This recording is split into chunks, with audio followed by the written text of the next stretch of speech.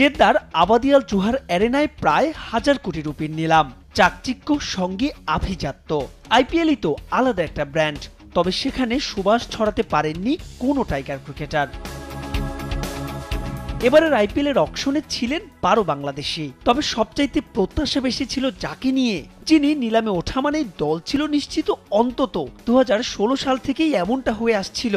2 কোটি ভিত্তিমূল্যতে সেই মুস্তাফিজকে নিয়ে আগ্রহ দেখায়নি কোনো ফ্র্যাঞ্চাইজি। মূলত আগামী 3 আসরের জন্য টাইগার কাটার মাস্টারকে নিয়ে ঝুঁকি নিতে রাজি নয় কেউই।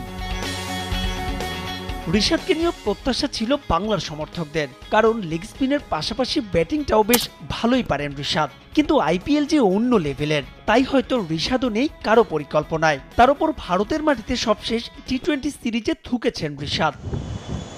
বিষয়টি এমন নয় টাইগার ক্রিকেট বলে এমনটা, বরং এটাই এখন বাস্তবতা।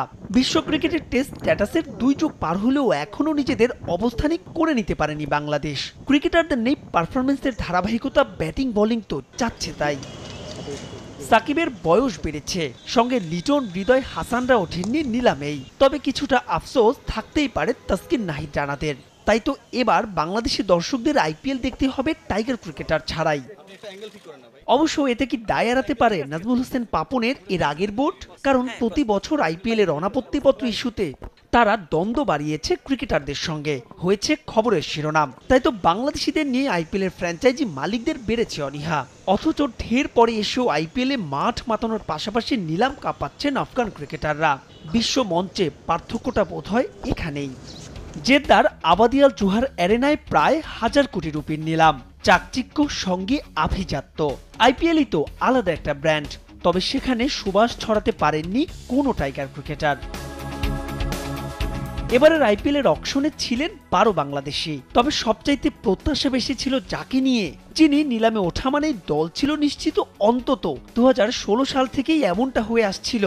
2 কোটি ভিত্তিমূল্যতে সেই মুস্তাফিজকে নিয়ে আগ্রহ দেখায়নি কোনো ফ্র্যাঞ্চাইজি। মূলত আগামী 3 আসরের জন্য টাইগার কাটার মাস্টারকে নিয়ে ঝুঁকি নিতে রাজি নয় কেউই।